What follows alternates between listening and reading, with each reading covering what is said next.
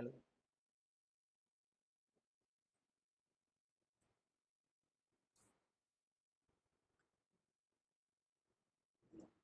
Hello dear students, कैसे हैं आप लोग? होप्स होगी आप लोग बहुत ही अच्छे होंगे और सब कुछ एकदम बेहतरीन तरीके से चल रहा होगा। नीट की इस प्यारी सी जर्नी में हम आज हमारे लेक्चर 2 पर पहुंच चुके हैं, जिसमें हम जेनेटिक्स को डिस्कस कर रहे थे। जेनेटिक्स जो कि तुम्हारा मतलब 12th क्लास के बच्चों का और नीट वाले बच्चों का भी बोल सकते हैं, एक बहुत ही डिफिकल्ट वाला टॉपिक है कि भाई साहब ये जेनेटिक्स का मामला क्या है। यहाँ पर मैथ घुसेड़ दी है बीच में ही कुछ नई टर्म्स चल रही हैं। इधर हमारे कॉन्सेप्ट जो हैं वो मेंडल से मैच नहीं कर रहे हैं। मतलब बहुत सारी ऐसी प्रॉब्लम्स हमें देखने को मिलती हैं यहाँ पर। तो आज हम लेक्चर नंबर 2 पर हैं, जो कि हम डिस्कस करने वाले हैं आज।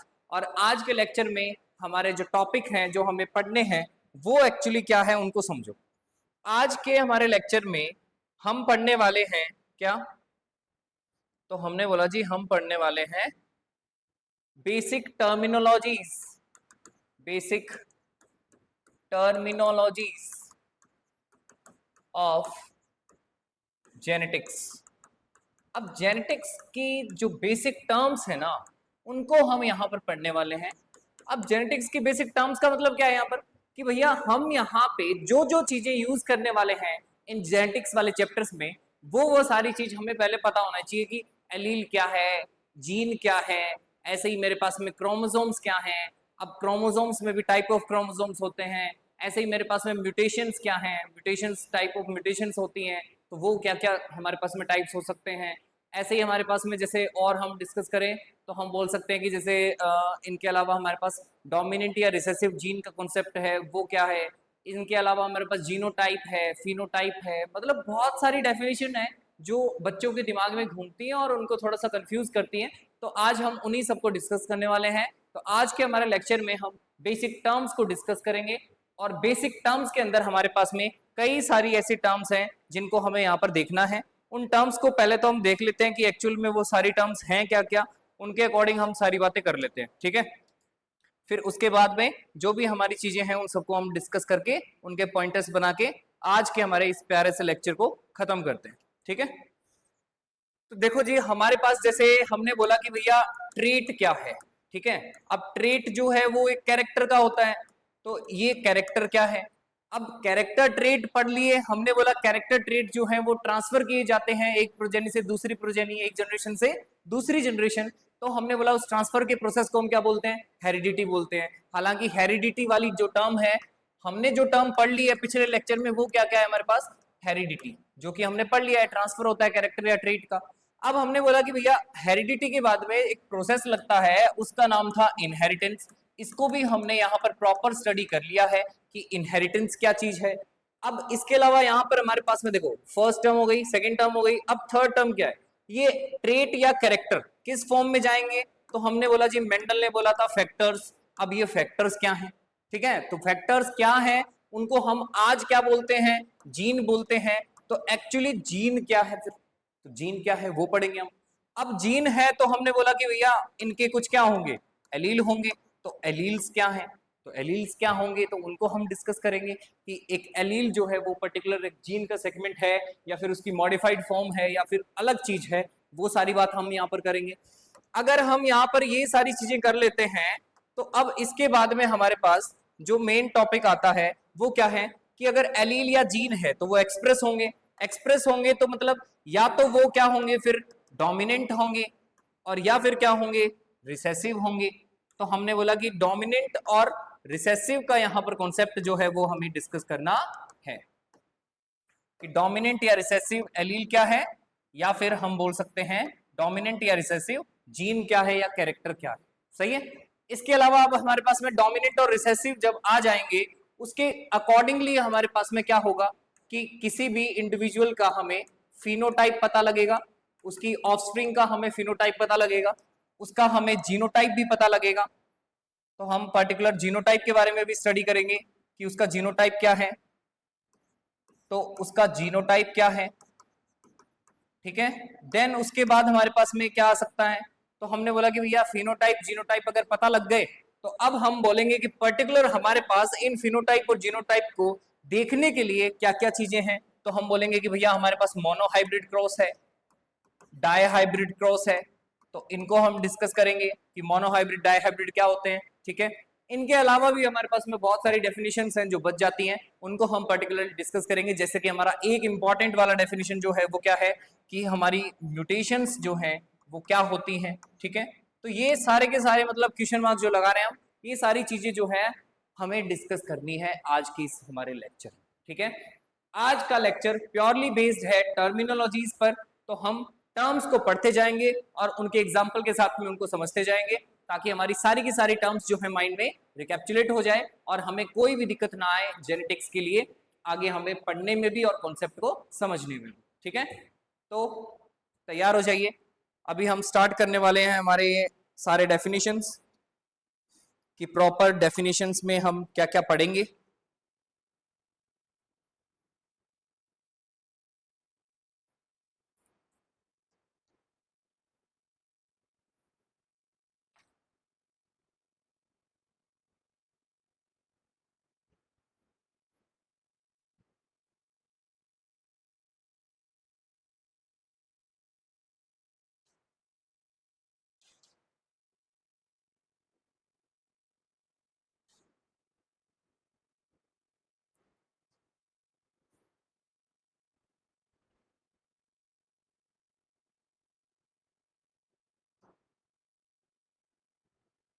ठीक है, तो अब हम सारी टर्म्स को क्या करते हैं, डिस्कस करते हैं और सभी टर्म्स को समझते हैं, उनको वन बाय वन हम नोट डाउन भी करते हैं। तो हमारी जो फर्स्ट टर्म है वो क्या है, देखो। तो फर्स्ट टर्म हम जब स्टार्ट कर रहे हैं तो हमने बोला कि भैया स्टार्ट ही कहां से कर रहे हैं हम, तो हमने बोला जी हम स्टार्ट कर रहे हैं हेरिडिटी से। हेरिडिटी वाली टर्म बट हमने पढ़ ली है इसलिए हम उस पर टिक लगा रहे हैं। तो जो जो टर्म्स हैं वो सारी हम एक तरीके से इसमें ऑर्डर में लिखेंगे और उनको जो हमने कर ली है पिछले लेक्चर में उनको हम टिक लगा देंगे, तो वहां से उसको रिवाइज कर लेते हैं। हेरिडिटी हो गया जैसे, इसके अलावा हमारे पास क्या हो गया, इसके अलावा जैसे इनहेरिटेंस हो गया कि इनहेरिटेंस क्या होता है। देन हमारे पास क्या हो गया, वेरिएशंस हो गया कि एक वेरिएशन पर्टिकुलरली क्या है। देन हमारे पास में क्या हो गया, इवोल्यूशन हो गया, जो यहां से हमारा एक टर्म निकल के आया था, ठीक है, उसको भी हमने वहां पर स्टडी कर लिया था। देन हमारे पास क्या है कि हमने वहां पर देखा था कि प्योर लाइंस क्या होते हैं, ठीक है, तो प्योर लाइंस को हमने स्टडी कर लिया है। ये 5 बेसिक टर्म्स हैं जो हम वहां पर पढ़ चुके हैं, ठीक है। तो वहां पर पढ़ चुके हैं इसका मतलब कहां पर पढ़ चुके हैं हम, ये सारी की सारी हमने लेक्चर नंबर 1 में पढ़ ली है। तुम्हें डिस्क्रिप्शन में लिंक मिल जाएगा और ऊपर आई बटन में भी तुम्हें वीडियो मिल जाएगी, तो वहां से तुम जाकर उसको पर्टिकुलरली देख लो, समझ लो उस सारे लेक्चर को एक तरह से, मतलब कि स्टार्टिंग या बेसिक मानो कि हमने चैप्टर को बेसिक से स्टार्ट किया है, ठीक है। तो इंट्रोडक्टरी लेक्चर मिलेगा, फिर लेक्चर 1 मिलेगा, तो लेक्चर 1 में हमने ये डिस्कस कर ली है सारी चीजें। अब हम बोलते हैं लेक्चर 2 की बात करते हैं, पर्टिकुलरली लेक्चर 2 में हम क्या पढ़ने वाले हैं। देखिए जी, अब हमारे पास जैसे 5 टर्म्स हो चुकी हैं, तो अब 6th टर्म जो है वो क्या है, वो हमने बोला जी एक ट्रेट क्या है। अब ट्रेट से भी पहले कैरेक्टर क्या है उसकी बात कर लेते हैं। तो हमने बोला कैरेक्टर क्या है, हालांकि इसको हमने डिस्कस किया था पिछली वाली वीडियो में, बट फिर भी हम यहाँ पे इसको अलग से ले रहे हैं इन सभी टर्म्स के साथ, ठीक है। तो कैरेक्टर क्या है और ट्रेट क्या है, इनको एक साथ ही ले लेते हैं, ठीक है, फिर मैं समझाने में थोड़ा सा अलग कर दूंगा इनको। तो हमने बोला कि ओवरऑल अगर बात की जाए कि कैरेक्टर और ट्रेट क्या है, तो हम बोलेंगे कि ये क्या है, आर एनी मॉर्फोलॉजिकल, मॉर्फोलॉजिकल, या फिर क्या हो सकते हैं ये एनाटॉमिकल, या फिर क्या हो सकते हैं ये बायोमोलिकुलर या बायोकेमिकल। अब क्या चीज भाई, 3 बातें तो लिख दी हमने, लेकिन क्या चीज, तो हमने बोला ये है जी क्या, एक्चुअली द फीचर्स। समझ में आया। अब ये फीचर्स हैं तो इसका मतलब क्या हुआ कि जब भी मैं फीचर्स की बात करता हूं तो मैंने क्या बोला, मैंने बोला कि एक इंडिविजुअल है, ठीक है, एक इंडिविजुअल है मेरे पास में। तो मैं पर्टिकुलरली अगर एक इंडिविजुअल की अगर बात करूं तो ये इंडिविजुअल है मेरे पास, इसका नाम है ए। इस इंडिविजुअल ए के अंदर मैंने बोला कि मुझे कुछ खूबियां दिख रही हैं, और खूबियां दिख रही है मतलब कैरेक्टरिस्टिक्स दिख रही हैं, और मुझे इसके कुछ फीचर्स भी नजर आ रहे हैं। सही है कि भैया मैं उसको देखा, देखने से मुझे पता चला कि भाई वो कैसा है, क्या है, ठीक है। ऐसे ही मैं उससे बैठा मिलकर, मेरे को लगा कि यार ये जो इंसान है ये अंदर से सोचता कैसे है, ठीक है। ऐसे ही मुझे धीरे धीरे बाद में पता लगा कि भैया इसका जेनेटिक कॉम्पोजिशन जो है वो एक्चुअली क्या है। तो मैंने कहा कि भैया एक इंडिविजुअल को मैंने जब देखा, समझा, परखा, तो मुझे पता चलता है कि उसके अंदर क्या होंगे, कैरेक्टर्स या फीचर्स होंगे। अब ये जो कैरेक्टर्स या फीचर्स होते हैं किसी भी इंडिविजुअल्स में, इनको हम क्या बोलते हैं कि एक्चुअली ये हैं क्या। तो हमने बोला जी ये हैं क्या, ये हैं उस इंसान का कैरेक्टर। सही बात है, नॉर्मल लैंग्वेज में भी कैरेक्टर बोल दिया और वैसे भी हमने एक कैरेक्टर इसको बोल दिया। लेकिन अब हमने बोला कि इसी इंडिविजुअल ए में कैरेक्टरिस्टिक या फीचर तो दिख रहे हैं हमें, लेकिन उस कैरेक्टरिस्टिक या फीचर में कुछ पॉजिटिव फीचर्स हैं और कुछ नेगेटिव फीचर्स हैं। भाई दो तरीके के फीचर्स हो सकते हैं कि ये इंसान जो है ये पढ़ने में बहुत अच्छा है, लेकिन इसकी बुरी आदतें क्या है कि ये सारा दिन मान लो टैब चलाता है। तो इसका मतलब क्या हुआ कि भाई ये इंसान अगर यहाँ पर हमारे पास में प्रॉपरली, ऑफलाइन वाले बच्चे थोड़ा सा भावुक हो रहे हैं, ठीक है। ऑनलाइन वाले भी चलाते होंगे, बहुत ज्यादा चलाते होंगे, ठीक है। तुम तो ऑनलाइन के बेस पे मतलब तुम तो पागल ही ऐसे ही बनाते होगे कि मैं तो वीडियो देख रहा था सर की। लेकिन जो भी है, हमने बोला कि भैया एक इंसान है, उस इंसान को मैंने देखा तो वो पढ़ने में बहुत अच्छा था, लेकिन उसकी एक कैरेक्टरिस्टिक क्या है कि भैया उसकी एक कैरेक्टरिस्टिक क्या है कि एक कैरेक्टरिस्टिक है उसमें, ये कैरेक्टरिस्टिक हो गई। अब मैं बोलूं कैरेक्टरिस्टिक में भी दो चीजें हैं, एक पॉजिटिव और एक नेगेटिव। पॉजिटिव में तो क्या हो गया कि वो अच्छा पढ़ता है, लेकिन नेगेटिव में क्या है कि वो टैब चलाता है और रुकता ही नहीं है, मतलब scroll scroll scroll scroll scroll. 3 घंटे दे दो उसको, 4 घंटे दे दो, कोई प्रॉब्लम नहीं है। और नींद आ रही हो तो टैब दे दो, नींद नहीं आएगी, लेकिन उसको चाहिए टैब वहां पर। तो इसका मतलब क्या हुआ, उसका नेगेटिव चीज हो गया। तो मैंने ये बोला कि ये जो पॉजिटिव नेगेटिव आया ना यहाँ पे, ऐसे ही मेरे पास में यहां पर मुझे क्या देखने को मिलते हैं, यहां पर मुझे देखने को मिलते हैं different different variety of characters. भैया कैरेक्टर्स की अलग अलग वैरायटी देखने को मिलती है। अब ये डिफरेंट वैरायटी ऑफ कैरेक्टर का मतलब क्या है, यहां पे हम ये बोलना चाह रहे हैं कि भैया ये जो कैरेक्टर है, इस कैरेक्टर में मेरे पास में क्या हो सकता है। तो मैंने बोला इसमें मेरे पास में दो चीजें हो सकती हैं, और इन दो चीजों को, भाई यहां पे मेरे पास मान लो कुछ है, यहां पे मेरे पास मान लो कुछ है, इन दो चीजों को हम प्रॉपरली क्या बोलते हैं, ट्रीट बोलते हैं। तो यानी कि एक कैरेक्टर होगा, उस कैरेक्टर के पास क्या होगा, उसके खुद के कुछ क्या होंगे, हैव ट्रेट्स। समझ में आया? इसका मतलब क्या हुआ कि भैया एक कैरेक्टर जो है, फीचर जो है, उसके पास में वैरायटी ऑफ कैरेक्टर्स मिलेंगे, और उन वैरायटी ऑफ कैरेक्टर्स को अगर हमें क्या करना है, शो अप करना है, तो हम बोल देंगे उसको क्या बोलते हैं, ट्रीट बोलते हैं। अब एक चीज नोट करो ध्यान से कि भैया जब भी हम कैरेक्टर की बात कर रहे हैं, तो हमने बोल दिया कैरेक्टर क्या करेगा, कैरेक्टर एक्सप्रेस करेगा फीचर्स ऑफ एन इंडिविजुअल। एक इंडिविजुअल के फीचर्स को क्या करेगा, कैरेक्टर एक्सप्रेस करेगा। लेकिन भैया ट्रेट क्या करेगा, तो हमने क्या बोला कि भैया ट्रेट जो है वो डिस्टिंग्विश करेगा। ट्रेट क्या करेगा बच्चों, डिस्टिंग्विश करेगा the features of an individual. लेकिन कहां से, फ्रॉम द पॉपुलेशन। एक पॉपुलेशन से हमें एक इंडिविजुअल के कैरेक्टर्स को वो क्या करवाएगा, डिस्टिंग्विश करवाएगा। इसे हम क्या बोलते हैं, ट्रीट बोलते हैं।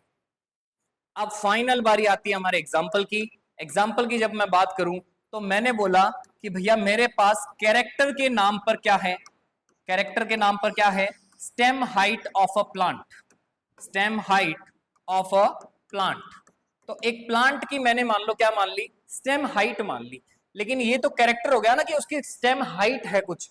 अब मैंने बोला कि भैया उसकी हाइट कैसी है, तो ये तो मुझे कैसे पता चलेगा, जब मैं डिस्टिंग्विश करूंगा कि भैया ये कैसा है, ये कैसा है, तभी तो पता चलेगा ये छोटा है ये बड़ा है। इसका मतलब क्या हुआ, अगर हमें वहां पर प्लांट की स्टेम हाइट के बारे में बताना है, वहां पर कंफर्म करना है, तो उसके लिए मुझे ट्रेट्स देखने पड़ेंगे। और ट्रेट जब मैं देखूंगा तो मैं क्या बोल दूंगा, या तो वो प्लांट की हाइट टॉल होगी, या फिर वो प्लांट की हाइट क्या होगी बच्चों, ड्वार्फ होगी। तो ये दो चीजें बेसिकली हमें इंपॉर्टेंटली याद रखनी है कि भैया हमारे पास में अगर कोई इंडिविजुअल है, उसके पास कोई कैरेक्टर है, उसके कैरेक्टर में भी हमारे पास में छुपे हुए क्या हैं, ट्रेट्स हैं जो हमें डिस्टिंग्विश करवाएंगे उस पर्टिकुलर इंडिविजुअल को पूरी की पूरी पॉपुलेशन से। बोले बड़ा सही है सब कुछ? कैरेक्टर और ट्रेट समझ आ गया कि एक्चुअल में कैरेक्टर और ट्रेट क्या है? इस वाली स्लाइड को नोट डाउन कर दो, ठीक है? तो ये हमने पर्टिकुलर बता दिया एक डेफिनेशन के तौर पर कि भैया any morphological anatomical biochemical features जो भी इंडिविजुअल में प्रेजेंट है, इसमें लिख सकते हैं हम फाउंड इन एन इंडिविजुअल, उसे हम क्या बोलते हैं? उसे हम क्या बोलते हैं? पर्टिकुलरली कैरेक्टर या ट्रेट। अब कैरेक्टर और ट्रेट में फर्क क्या है वो हमने यहां पर पर्टिकुलर देख लिया कि भैया इनमें दोनों में डिफरेंस क्या है। तो डिफरेंस क्या है वो नोट डाउन कर लो फटाक से, बाकी सब चीजें एकदम ओके हैं, ठीक है?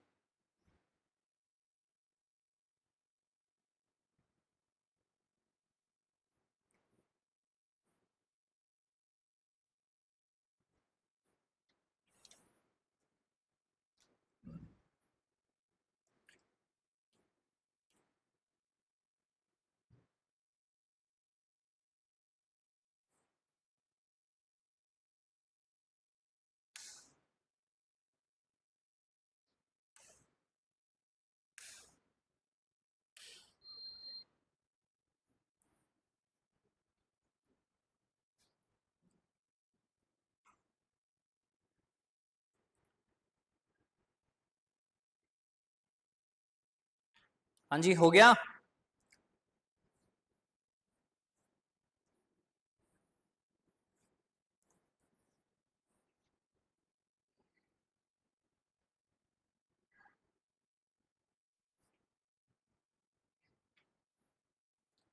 वो तो गया सर, लेकिन घर वाले नहीं मान रहे, यही बात चल रही है क्या?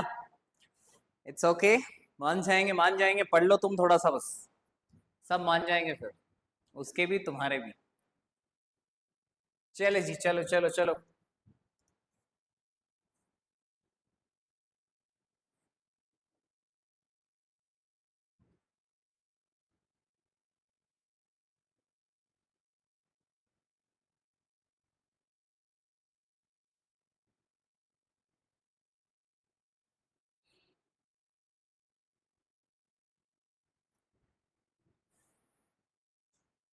तो बच्चों समझ आया ना कि हम पर्टिकुलरली जब भी बात कर रहे हैं कैरेक्टर और ट्रेट की, कि जेनेटिक्स में दो चीजें सबसे इंपॉर्टेंट है। डेफिनेशन के तौर पे हेरिडिटी और इनहेरिटेंस को जब भी हमें डिफाइन करना होता है तो हम पर्टिकुलरली बोलते हैं कि भैया हमारे पास में एक कैरेक्टर होता है और उसके कुछ ट्रेट होते हैं। तो हमने बोला कि कैरेक्टर क्या है, तो कैरेक्टर कुछ नहीं है जी, फीचर्स है किसी भी इंडिविजुअल के। सही बात है। ऐसे ही मैंने बोला कि भैया अब हमारे पास जो ट्रेट है उसकी क्या डेफिनेशन होगी, तो ट्रेट की डेफिनेशन ये है जी कि भैया कोई कैरेक्टर है वो एक इंडिविजुअल को एक्सप्रेस कर रहा है, उसके फीचर्स को एक्सप्रेस कर रहा है, लेकिन ट्रेट जो होगा वो वहां पर उस फीचर में भी, उस इंडिविजुअल के फीचर में भी उस पूरी पॉपुलेशन के अकॉर्डिंग डिस्टिंग्विश करवाएगा, यानी डिफरेंस करवाएगा कि ये इंडिविजुअल दूसरे इंडिविजुअल से कैसे अलग है। उसे हम पर्टिकुलर क्या बोलते हैं? ट्रेट बोलते हैं। देखो 1 मिनट में कॉन्सेप्ट क्लियर हो गया ना?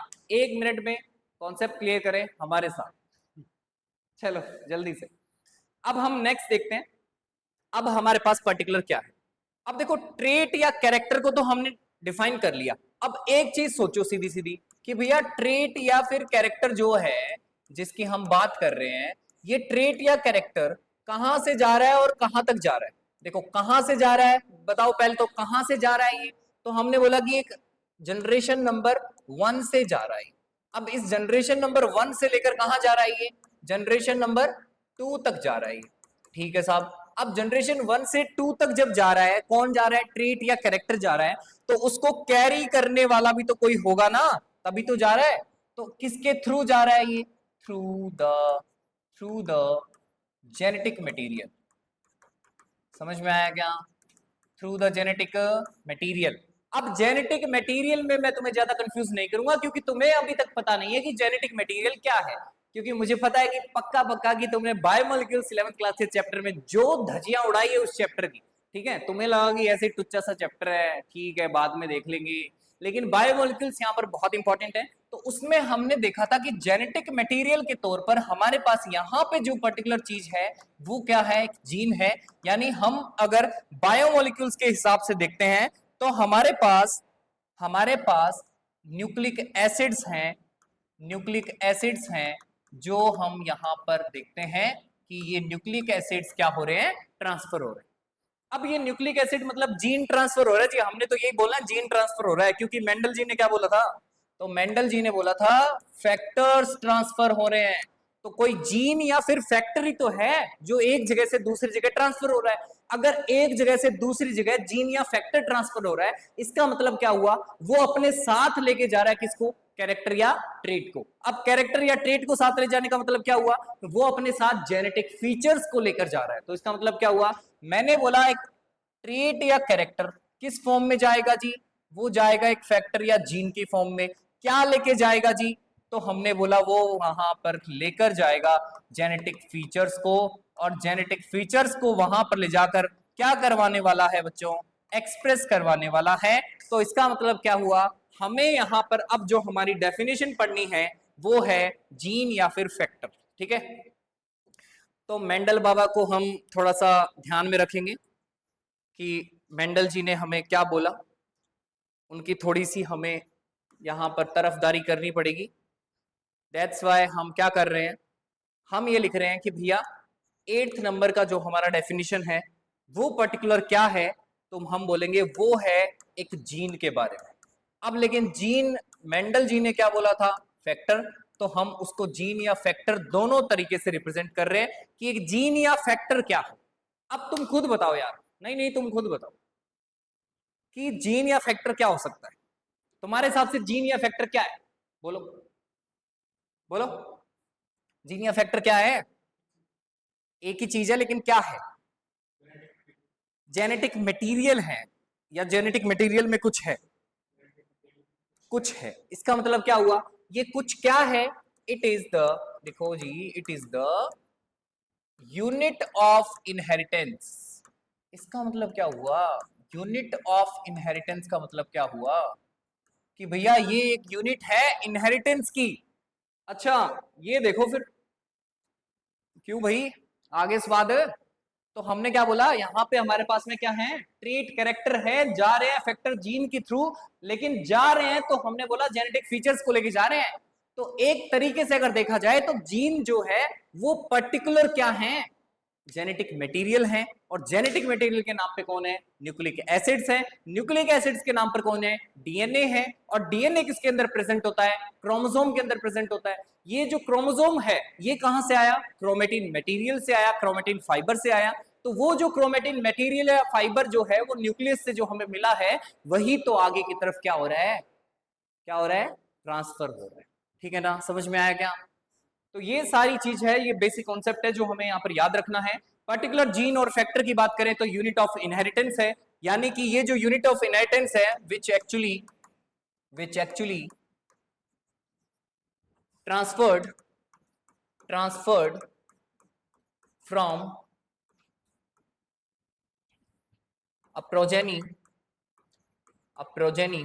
or generation to its offsprings for the genetic features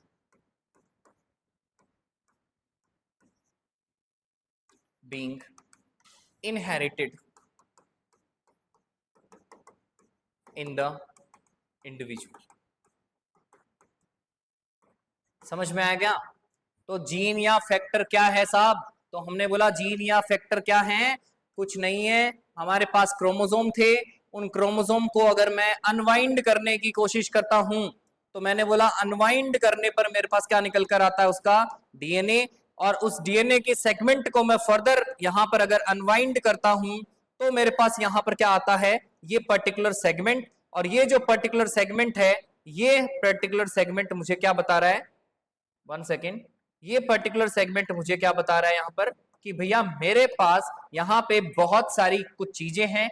ये चीजें क्या हैं, तो हम बोलेंगे इन चीजों को हम बोलते हैं पर्टिकुलरली एक जीन। और एक जीन जो है वो हमारे क्रोमोसोम के, देखो हमेशा याद रखना, जीन जो है is located on the gene locus of a chromosome. एक जीन लॉकस पर क्या लोकेटेड होता है, हमारा जीन लोकेटेड होता है। समझ में आया? तो हमने बोला कि भैया हमारे पास में जो जीन लोकस है ये क्या चीज आ गई, तो ये एक पर्टिकुलर क्रोमोसोम हो गया। इस पर्टिकुलर क्रोमोसोम के अंदर हमारे पास में क्या हो गया, तो हमने बोला मान लेते हैं यहां पर हमारे पास एक जीन है जिसका नाम क्या है, ए है, और यहां पर मैंने बोल दिया यहां पर हमारे पास एक जीन है जिसका नाम क्या है, बी है। तो मैंने क्या बोला, मैंने ये बोला कि भाई साहब ये जो ए और बी हैं इन्हीं को हम क्या बोलते हैं, जीन लॉकस बोलते हैं। और जीन लॉकस को अगर डिफाइन किया जाए तो हम क्या बोल सकते हैं, it is the region on the chromosome representing a single gene. यानी कि क्रोमोसोम पर एक छोटा सा रीजन है यानी जगह है जो क्या रिप्रेजेंट कर रहा है, एक पर्टिकुलर जीन को रिप्रेजेंट कर रहा है। तो सिंपल सा डेफिनेशन है, it is the region on a chromosome, एक क्रोमोसोम पर एक रीजन है which actually represents the presence of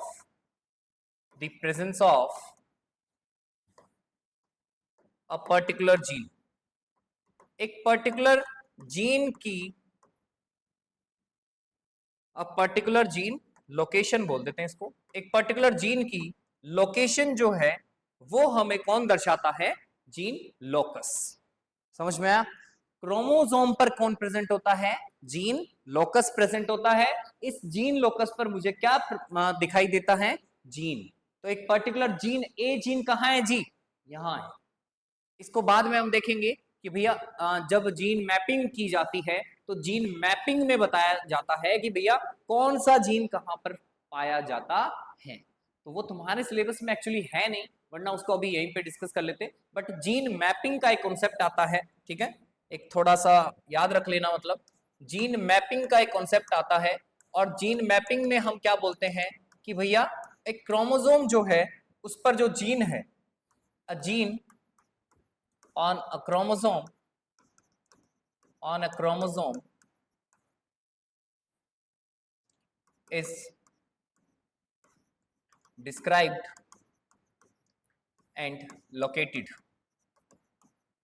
ठीक है, तो यानी कि जीन मैपिंग में हम करते कुछ खास चीज नहीं है, हम सीधा सीधा क्या बताते हैं, कौन सा जीन कहां पर प्रेजेंट है। अलग अलग ड्रोसोफिला में बता सकते हैं, ह्यूमंस में बता सकते हैं, बीज में बता सकते हैं, ठीक है, ऐसे कई सारी चीजें हैं जहां पर हम जीन मैपिंग का इस्तेमाल करते हैं। तो हमने बोला कि जीन लोकस हमने डिस्कस कर दिया है, यहाँ से जीन लोकस हमारे पास जीन से आया, जीन फैक्टर क्या है वो हमने पढ़ लिया है। एक एनसीईआरटी की इंपॉर्टेंट लाइन को यहाँ पर मार्कअप करेंगे, ठीक है। एनसीईआरटी की इंपॉर्टेंट लाइन क्या है बच्चों, एनसीईआरटी बोलती है कि gene always occurs in pair. तो इस चीज को हमें भूलना नहीं है, जीन ऑलवेज अकर्स या फाउंड इन पेयर। यानी कि जीन हमेशा किस में मिलेगा, पेयर में मिलेगा। एग्जाम्पल देखा जाए तो क्या बोलेंगे जी, देख लो एग्जाम्पल हमने बोला, जैसे मैंने बोल दिया कि भैया मेरे को जीन चाहिए tall height of a plant. तो जीन चाहिए मुझे टॉल हाइट ऑफ प्लांट के लिए। तो मेरे पास जो जीन है वो कौन है, कैपिटल टी कैपिटल टी। मान लो मैंने मान लिया कि कैपिटल टी, तो यानी कैपिटल टी मेरे पास में क्या है, एक टॉल हाइट के लिए जीन है। तो जीन तुम्हें किस में दिखा, पेयर में। तो gene always occur in pair. 9th class में तुमने, 11th क्लास में तुमने क्या चीज पढ़ी थी कि क्रोमोसोम जो होता है वो भी किस में होता है, पेयर में होता है। तो always genes and chromosomes occurs in pair. तो ये दो बातें हैं जो हमें पर्टिकुलरली याद रखनी है, पर्टिकुलरली हमें डिफाइन करनी है, और हमेशा हमें यहाँ को कॉन्सेप्ट हमारा बिल्डअप करने के लिए याद रखनी है।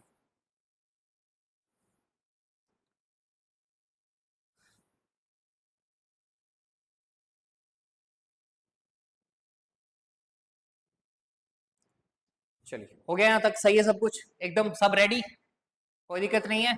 चलो नेक्स्ट देखो, नेक्स्ट देखो बच्चों, नेक्स्ट देखेंगे अब।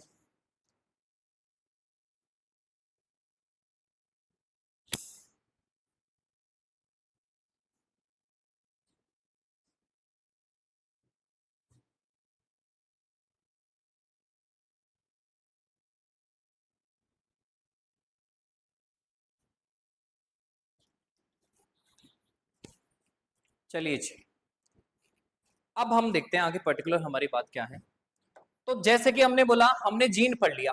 अब एक चीज तुम्हें बताऊं मैं, कि जो जीन है ना, ये जो जीन है ये किस में था बच्चों? पेयर में था। अब पेयर में मतलब क्या है, इसके पास में दो चीजें हैं। अब दो चीजें हैं, ये चीजें क्या हैं?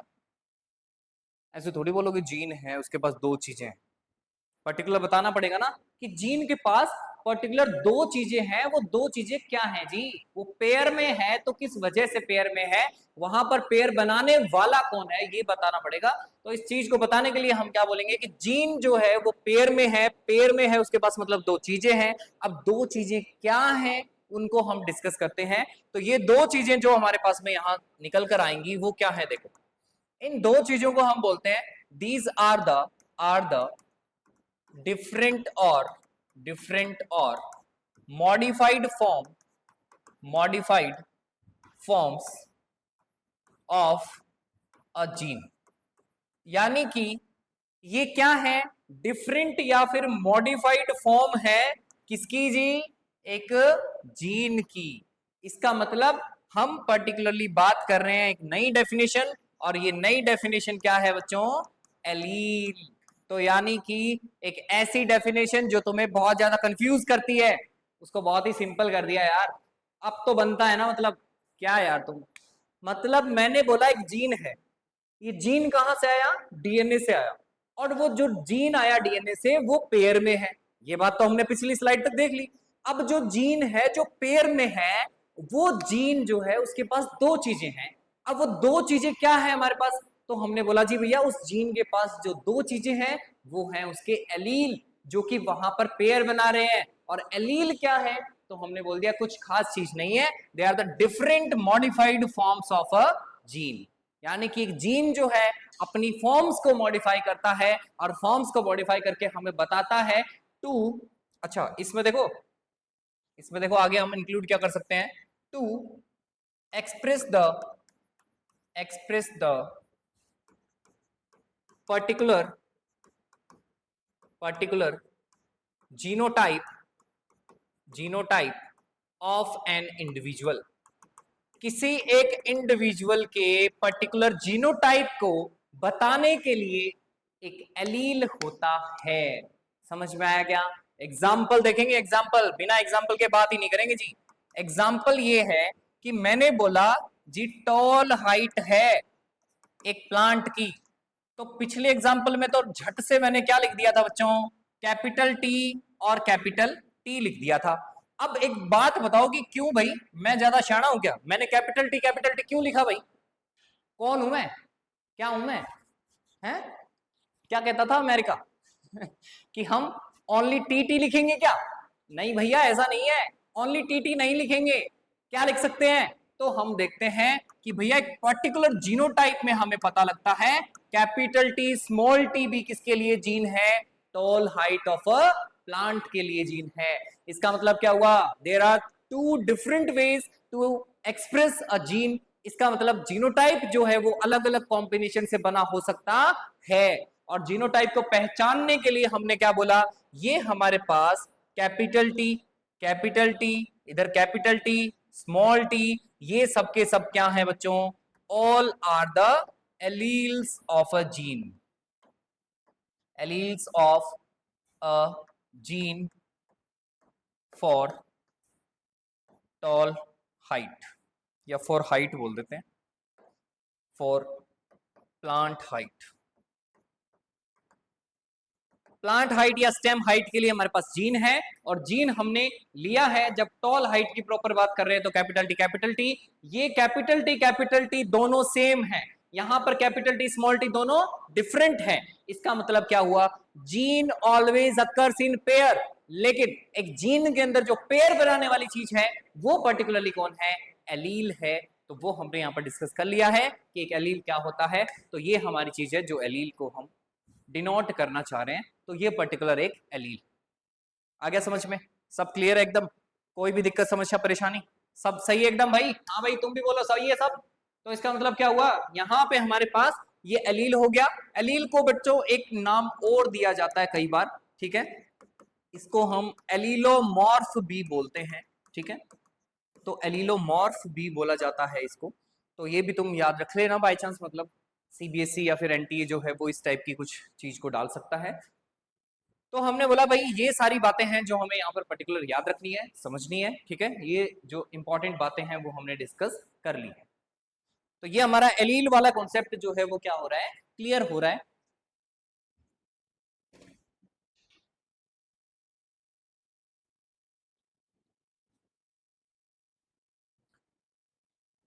आ गया समझ में, सब कुछ ऑल क्लियर?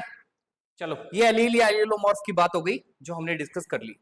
अब हमारे पास पर्टिकुलर क्या है, अब हमारे पास पर्टिकुलर हमने बोला एलील के बाद में नया जो टॉपिक आने वाला है वो यहीं से ही आने वाला है, नई डेफिनेशन यहीं से ही आने वाली है। एक चीज सोचो तुम सीधी सीधी कि भैया यहां पर हमें एक तो कैपिटल टी दिख रहा है और एक स्मॉल टी दिख रहा है, सही बात है ना, गलत तो नहीं बोला ना? इसका मतलब क्या हुआ, कैपिटल टी क्या दिखा रहा होगा, डोमिनेंट जीन। लेकिन ये हमें कैसे पता चला कि कैपिटल टी डोमिनेंट जीन दिखाएगा? क्या हमेशा ऐसा जरूरी है क्या कि मैं कैपिटल टी लिखूं तो डोमिनेंसी दिखाएगा वो हमेशा? यस जरूरी है, क्योंकि हमने एक्चुअली क्या किया, मेंडल जी ने तो नहीं बोला था कि ऐसा करो, लेकिन हमने एक्चुअली क्या किया, उनको हम ज्यादा कंफ्यूजिंग तरीके से ना देखे, इसीलिए हमने क्या कर दिया, दोनों जीन्स को साथ में, एक साथ में, मतलब एक कैपिटल एक स्मॉल से दिखा दिया, जिसमें हम बता देते हैं कि ये डोमिनेंट दिखा रहा है और ये रिसेसिव वाला एलील दिखा रहा है, ठीक है। तो दो डेफिनेशन आ गई। इसके बाद चलो बाद में बताता हूं, अभी क्यों बताऊं, देखो इसके बाद क्या है। तो हमने ही बोला कि भैया अब हमारी जो डेफिनेशन है वो क्या है, डोमिनेंट जीन, जीन तो क्या ही बोलेंगे, dominant allele, dominant allele versus recessive allele, ठीक है। तो एक है डोमिनेंट एलील, एक है रिसेसिव एलील, ये दो डेफिनेशंस है बच्चों हमारे पास। अब तुम खुद बताओ यार, नहीं नहीं तुम खुद बताओ ना, तुम खुद बताओ कि क्या ये बताने की जरूरत पड़ेगी कि डोमिनेंट एलील क्या है, ना जी ना।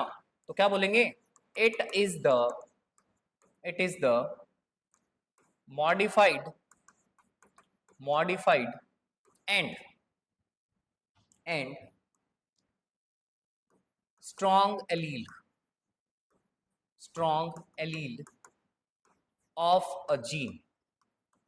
अब ये स्ट्रॉन्ग का मतलब क्या है सर, ये क्यों लिखा भैया आपने, ना लिखे तो अभी बताता हूं, दोनों चीजें डिस्कस करेंगे।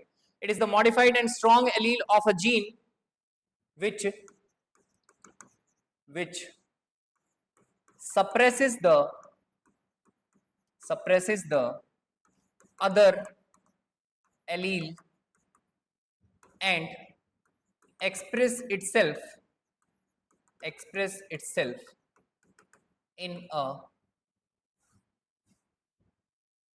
क्या बोल सकते हैं हम, पॉपुलेशन और जनरेशन। आया क्या समझ में?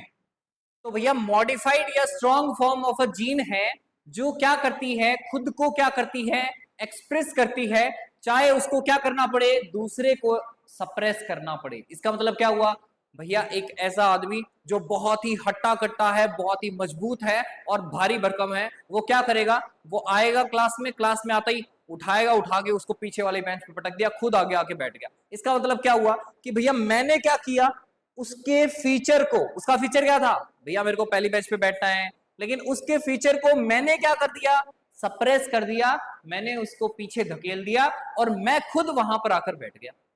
पल्ले पड़ा क्या? कोई चीज समझ में आ रही है तो फिर यस लिखो, नहीं आ रही है तो नो लिखो, ताकि पता भी तो लगे कि क्या चल क्या रहा है। तो इसका मतलब क्या हुआ कि हमारे पास में कोई एक चीज हो जो क्या हो, अपने आप को एक्सप्रेस करना चाहती है लेकिन दूसरे को सप्रेस करके, उसे हम क्या बोलते हैं, डोमिनेंट एंड रिसेसिव बोलते हैं। तो dominant allele is the allele जो अपने आप को क्या करता है बच्चों, सप्रेस करता है, सॉरी एक्सप्रेस करता है, और दूसरे को क्या करता है, सप्रेस करता है। अब इधर देखो,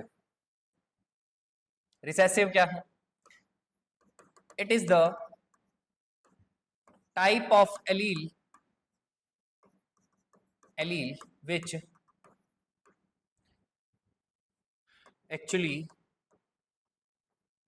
which actually जो क्या करेगा, actually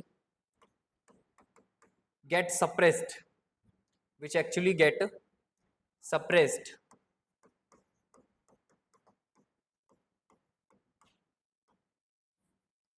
due to the presence or effect of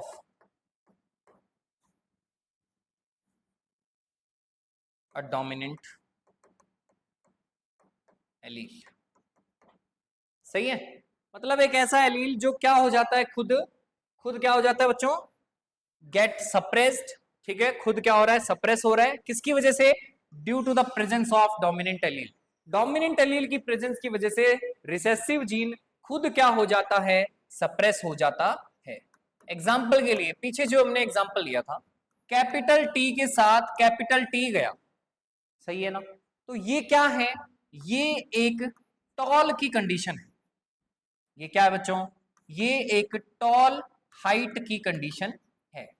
अब इसमें देखो हुआ क्या है, ये वाला एलील भी क्या है बच्चों, डोमिनेंट है, और ये वाला एलील भी क्या है बच्चों, डोमिनेंट है। समझ में आया क्या, तो यानी इसका मतलब क्या हुआ, डोमिनेंट एलील अगर है तो वो अपना इफेक्ट वहां पर दिखाएगा। अब देखो दूसरी चीज क्या है, एक और एग्जांपल लेता हूं, टी और स्मॉल टी। अब देखो यहां पर ये वाला क्या है, डोमिनेंट है, और ये वाला क्या है, रिसेसिव है। शॉर्ट से लिखा है ना, तो मान लो रिसेसिव है। अब देखो हुआ क्या है भैया, कैपिटल टी किसके लिए था, टॉल दर्शाने के लिए, स्मॉल टी किसके लिए था, ड्वार्फ दर्शाने के लिए। लेकिन यहां पे अगर हम बात करेंगे तो ये भी क्या दर्शाता है, टॉल को ही दर्शाता है।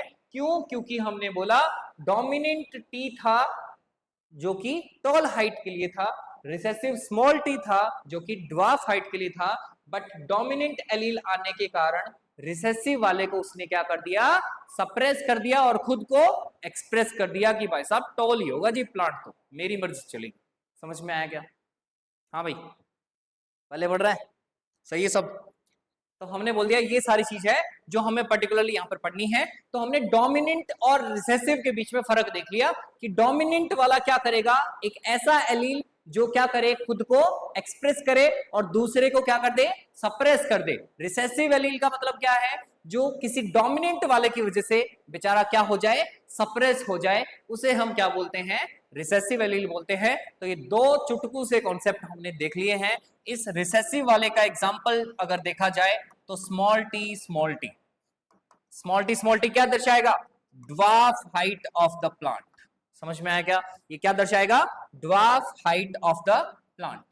लेकिन अगर मैं यूं बोलूं कि भैया अब यहां पर हमारे पास में वही सेम कंडीशन आए, कैपिटल टी स्मॉल टी आ जाए, तो वही तो क्या होगा, तो बोला जी ये यहां पर रिसेसिव वाला जो है वो एक्सप्रेस नहीं हो पाएगा, यानी यहां पर वापिस से कौन एक्सप्रेस हो जाएगा, टॉल एक्सप्रेस हो जाएगा।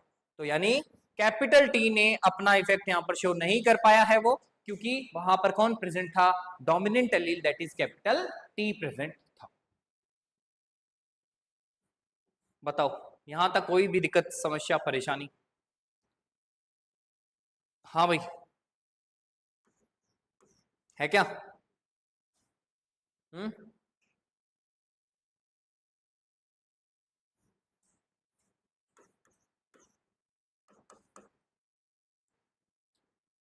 तो 11 डेफिनेशंस हम कवर कर चुके हैं अभी तक, ठीक है, 11 डेफिनेशन कवर हो चुकी है। अब ध्यान देने वाली बात देखो बच्चों क्या है, मैंने बोला यहां से पता लग रहा है कि टॉल हाइट है, यहां से पता लग रहा है कि ड्वार्फ हाइट है। एक ग्लिच आ रहा है बीच में, ग्लिच क्या आ रहा है देखो, मैंने बोला टॉल हाइट भी है, ड्वार्फ हाइट भी है। तो टॉल और ड्वार्फ ये मुझे कैसे पता चल रहा है जी? ये मुझे पता चल रहा है कैसे? कैसे? जब मैं उनको देख रहा हूं। जब मैं देख रहा हूं मतलब एक्सटर्नल फीचर है जी। टॉल और ड्वार्फ होना क्या है? एक्सटर्नल फीचर है। एक्सटर्नल फीचर है, इसका मतलब क्या हो गया? इसका मतलब ये हो गया एक इंडिविजुअल के पास क्या होगा? उसका एक फिनोटाइप होगा, जिसमें हम क्या बोलेंगे? एक्सटर्नल फीचर्स आएंगे, और ये एक्सटर्नल फीचर्स हमें बताएंगे कि वो इंडिविजुअल कैसा है दिखने में।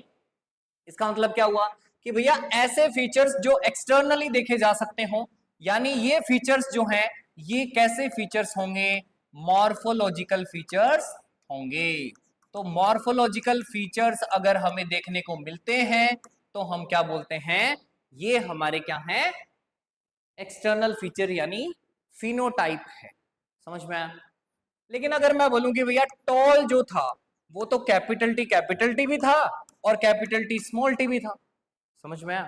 तो मान लो कई बार ये वाला ना हो और ये वाला हो, तो हम क्या बोल देंगे कि भैया बात तो एक ही है ना, मतलब ये हाइट तो कैसी रहेगी फिर? सेम ही रहेगी, यानी सेम बोले तो टॉल ही रहेगी हाइट तो हमने बोला ये टॉल ही रहेगी, तो इसका मतलब क्या हुआ? यहां पर हमें क्या देखने को मिल रहे हैं बच्चों? डिफरेंट कॉम्बिनेशंस देखने को मिल रहे हैं। डिफरेंट कॉम्बिनेशंस देखने को मिल रहे हैं, इसका मतलब क्या हुआ? इसका मतलब ये हुआ ये वाला क्या है यहाँ पर? पर्टिकुलर क्या है यहाँ पर? ये वाला हमारा एक हाइब्रिड कंडीशन हमें देखने को मिल रही। पल्ले पड़ रहा है क्या? हाइब्रिड कंडीशन देखने को मिल रही है, यानी कि वहां पर हमें कैपिटल भी दिख रहा है, स्मॉल भी दिख रहा है। ये दिख कैसे रहा है? यही तो बताना है कि ये दिख कैसे रहा है। मुझे कैसे पता कि ये कैपिटल टी है या फिर ये कैपिटल टी स्मॉल टी है? तो मैं क्या बोलूंगा कि भैया अगर मेरे पास ऐसी कोई कंडीशन आती है जो टॉल और ड्वार्फ को दर्शाती है और उनके जीन्स को दिखाती है, तो मैं क्या बोल दूंगा? ये वाली जो सारी की सारी चीज है ये किसको डिनोट कर रही है? क्या दिखा रही है? Internal features. क्या दिखा रही है बच्चों? Internal features. इंटरनल फीचर मतलब एनाटॉमिकल फीचर्स। तो ये यहां पर हमें एनाटॉमिकल फीचर्स दिखा रही है, और एनाटॉमिकल फीचर्स दिखा रही है इसका मतलब क्या हो गया कि ये इसका पर्टिकुलर क्या हो गया है बच्चों? एक जीनोटाइप हो गया है। तो ये इसका क्या है? जीनोटाइप। तो समझ में आया? हम अब बात करने वाले हैं फिनोटाइप क्या है और जीनोटाइप क्या है। तो फिनोटाइप और जीनोटाइप दो चीजों की बात करने वाले हैं। फिनोटाइप क्या है एंड जीनोटाइप क्या है, तो फटाक से डेफिनेशन लिख देते हैं, क्योंकि हमने यहां पर पढ़ लिया है जो भी चीज हमारे पास थी। और यहाँ पर एक स्लाइड थोड़ा सा इधर उधर हो गई है, बट कोई बात नहीं, ठीक है। ठीक है, देखो अब हमने क्या बोला? हमारे पास डेफिनेशन है 12 नंबर पर जो आएगी वो क्या है? फिनोटाइप। और एक 13 नंबर पर क्या है? जीनोटाइप। ठीक है, तो ये दो डेफिनेशन हमें यहाँ पर देखनी है। इन दोनों डेफिनेशन को देखते हैं।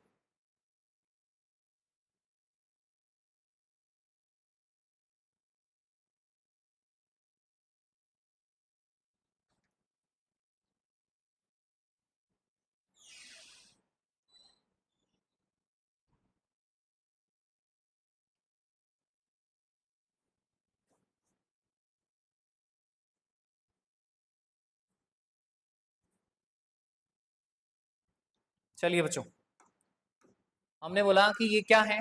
It is the morphological morphological या फिर क्या बोल सकते हैं? Physical appearance of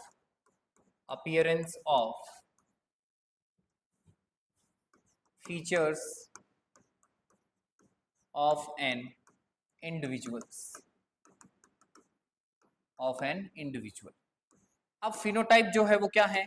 are the observable characters और फीचर्स ऑफ एन इंडिविजुअल, किसी भी इंडिविजुअल के क्या है ये ऑब्जर्वेबल कैरेक्टर्स या फीचर्स हैं। तो ऑब्जर्वेबल कैरेक्टर्स या फीचर्स हैं, यानी मॉर्फोलॉजिकल या फिजिकल अपीयरेंस हमें यहाँ पर देखने को मिलती है। लेकिन अगर हम बात करें किसकी, जीनोटाइप की, तो ये क्या है, it is the sum total of the genes inherited in an individual distinguishing it from the की जगह from others कर देते हैं, from others,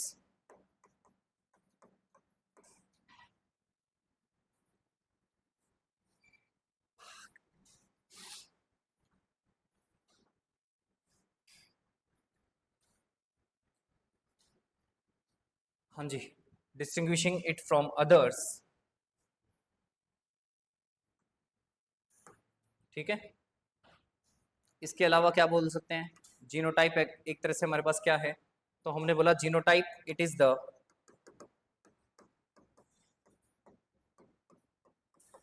जेनेटिक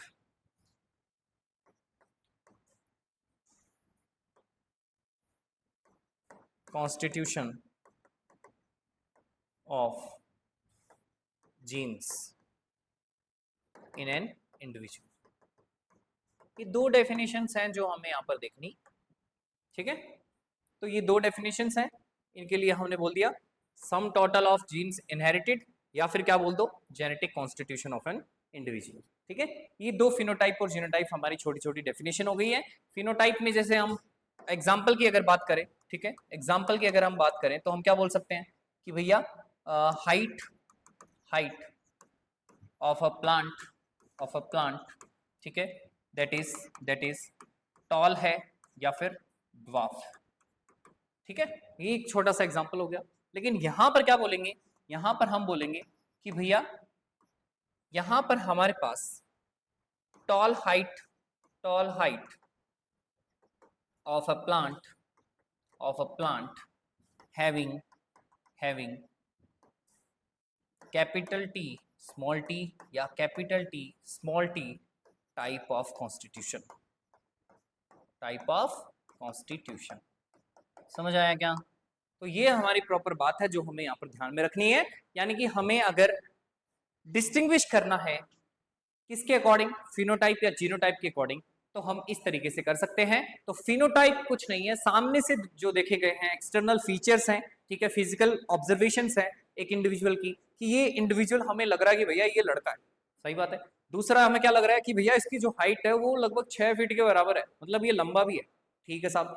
इसके अलावा हमें और भी कई चीज लग सकती है, ठीक है। तो हमने बोला कि ये मोटा है, ठीक है, ये काला है या गोरा है, ठीक है, इस टाइप से मतलब हम कई सारी चीजें देख सकते हैं, ठीक है। अब हम बोले कि भैया ये अगर लंबा है तो इसके पास जीन कौन से हैं, उनकी अगर प्रॉपर बात की जाए, ठीक है जी। एक दूसरी चीज हम क्या बोल सकते हैं कि अगर ये काला है या गोरा है तो इसके पास में जेनेटिक कॉम्पोजिशन कौन सा है, काले गोरे के लिए जेनेटिक कॉम्पोजिशन होता है, तो वो जेनेटिक कॉम्पोजिशन कौन सा है, तो एक जो फेयर लवली वाली आते हैं ना वो स्केल लगा के दिखाती है, तो वैसा वाला कुछ कॉम्पोजिशन होता है हमारे अंदर भी, हमारे जीन्स के अंदर भी, कि हम पर्टिकुलर जीन्स के अकॉर्डिंग बता सकते हैं कि कौन सा कॉम्पोजिशन आने वाला है। तो ऐसे करके हम बता सकते हैं कि एक फिनोटाइप क्या है और जीनोटाइप क्या है किसी भी इंडिविजुअल का। तो ये एक डेफिनेशन है जो तुम्हें यहाँ पर याद रखनी है, प्रॉपर तरीके से पढ़नी।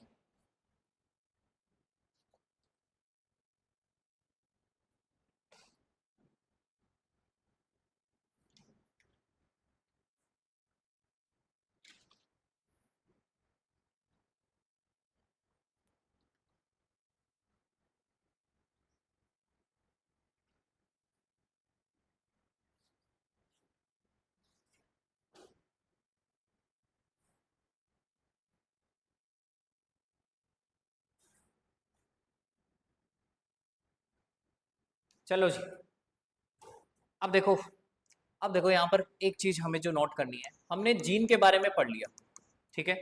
हम बोल रहे हैं कि भैया जीन के बारे में पढ़ लिया तो इसका मतलब क्या है, इसका मतलब ये है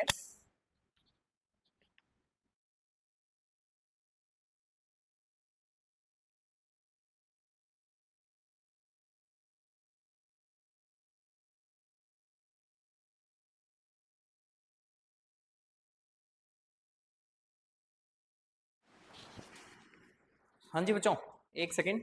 हमने बोला कि हमने जीन पढ़ लिया है। अब जीन जो है वो प्रॉपर हमारे पास में आ रहा है किसमें, सेट, एक सेट के अकॉर्डिंग आ रहा है, एक सेट के अकॉर्डिंग आ रहा है। इसमें मतलब मेरे पास में यहाँ पर ए जीन होगा, बी जीन होगा, C gene, D gene, E gene, जो भी होगा मतलब। तो मतलब मैंने बोला कि भैया यहाँ पर मेरे पास में ये सेट के अकॉर्डिंग आ रहा है, तो मैंने बोला सेट ऑफ जीन्स। मैंने क्या बोल दिया, सेट ऑफ जीन्स। ले, बन गई नई definition. A set of genes constituting a genotype, उसे ही हम क्या बोलते हैं, उसका जीनोम। यानी किसी भी इंडिविजुअल का एक जीनोम जो होगा वो क्या है, particularly a set of gene है। और ये जो सेट ऑफ जीन है ये हमें क्या दिखाता है, उस इंडिविजुअल का जीनोम दिखाता है। अब एक चीज याद रखना हमेशा कि मैं अगर बोलूं कि मेरे पास में भैया ये जो जीन है, जीन है, ये मेरे पास जीन जो है वो अलग अलग है, डिफरेंट जीन्स मेरे पास प्रेजेंट है, मान लो डिफरेंट जीन्स मेरे पास प्रेजेंट है। इसके अलावा मैंने बोला कि मेरे पास में क्या है, डिफरेंट जीनोम अगर है मेरे पास में प्रेजेंट, तो डिफरेंट जीनोम मेरे पास प्रेजेंट है।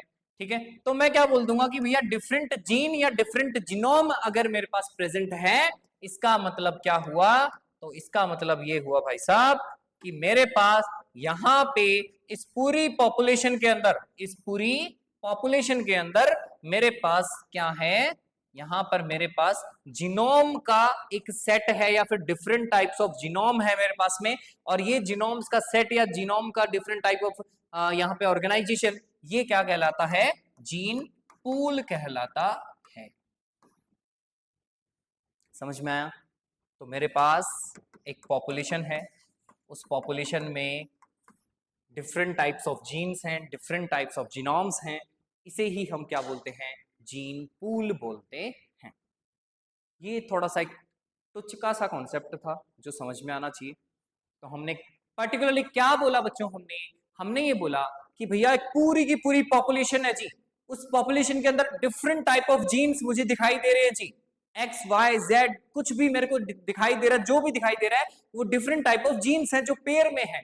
अब हमने बोला कि भैया ये जो जीन्स हैं जो पेयर में हमें दिखाई दे रहे हैं एक पॉपुलेशन में, एक बड़ी पॉपुलेशन में, उसे हम क्या बोलते हैं, जीन पूल बोलते हैं। और उस जीन पूल के अंदर जो जीन्स दिखाई दे रहे हैं वो क्या है, एक तरह से वो है हमारे पास सेट ऑफ जीन्स जो किसकी फॉर्म में अवेलेबल होंगे या दिखाई देंगे, एक जीनोम की फॉर्म में अवेलेबल या दिखाई पड़ेंगे, जो हमें बताएंगे कि उस इंडिविजुअल का कॉन्स्टिट्यूशन कैसा है।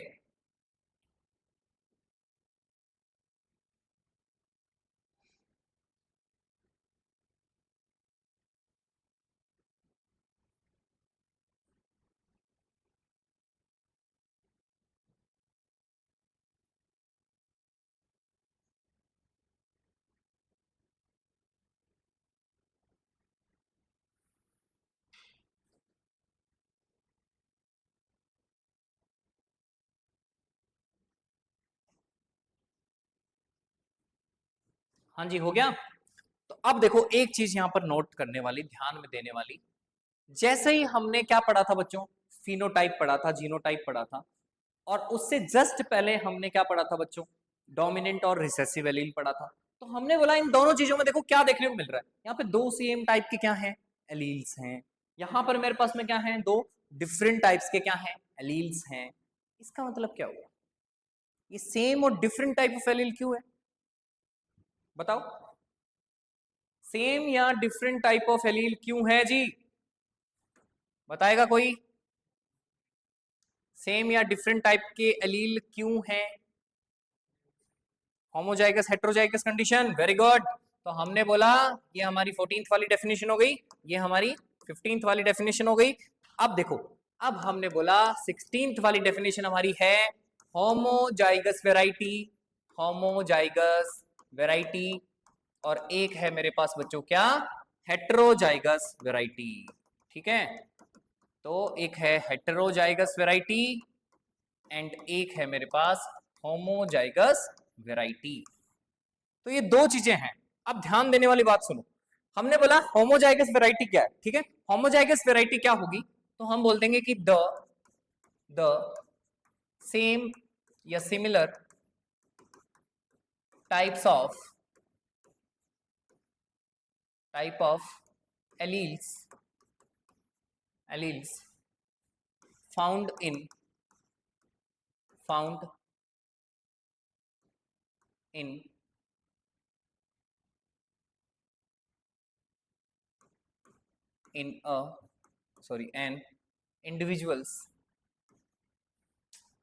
an individual showing its genetic features. समझ में आया क्या? हमने क्या बोला, सेम या similar type of alleles found in an individual showing it's genetic features, इसे ही हम क्या बोलते हैं, होमोजाइगस वैरायटी। इसका मतलब क्या हुआ, दोनों जीन या दोनों जीन तो क्या बोलेंगे, दोनों एलील जो हैं एक जीन के, वो यहाँ पर हमें कैसे देखने को मिलेंगे, सेम देखने को मिलेंगे। इसका मतलब हो गया, एग्जाम्पल की अगर मैं बात करूं तो मुझे यहाँ पर क्या देखने को मिलेगा, जैसे कैपिटल टी, ये क्या है, ये है होमोजाइगस टॉल। क्या है ये, होमोजाइगस टॉल कंडीशन देखने को मिल रही। समझ में आ गया? ऐसे ही मेरे पास में क्या होगा बच्चों, हेट्रोजाइगस कंडीशन, तो क्या बोल देंगे, the different types of alleles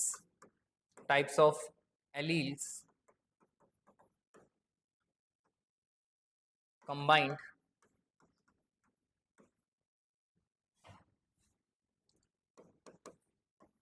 in a gene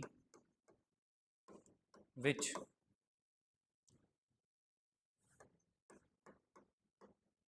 shows the genetic features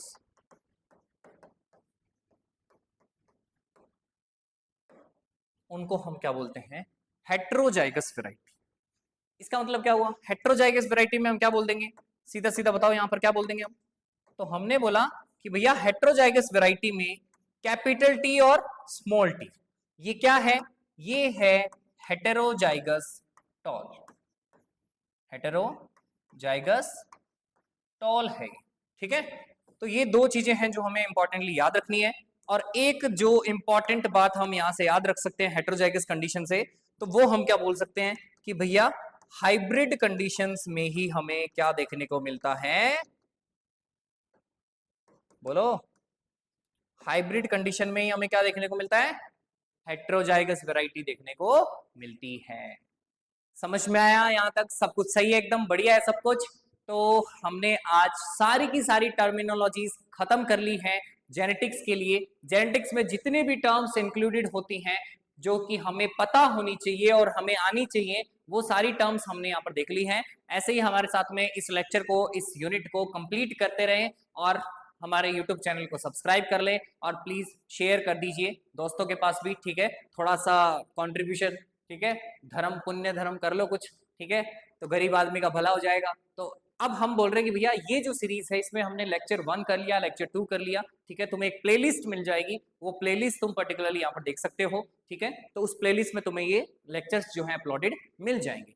तो हमने ये बोला कि भैया ये जो लेक्चर्स हम अपलोड कर रहे हैं ये एक तरह से नीट को टारगेट कर रहे हैं, नीट के अकॉर्डिंग हमने ये सारे लेक्चर प्रिपेयर किए हैं, इनके अकॉर्डिंग हम सारी इंफॉर्मेशन यहाँ पर डालने वाले हैं। तो 12th वाले बच्चे और नीट वाले बच्चे वो यहाँ पर पर्टिकुलरली इस टॉपिक को एंजॉय कर सकते हैं, इस टॉपिक को पढ़ सकते हैं, कॉन्सेप्ट को अंडरस्टैंड या हम बोल सकते हैं कि मास्टर कर सकते हैं।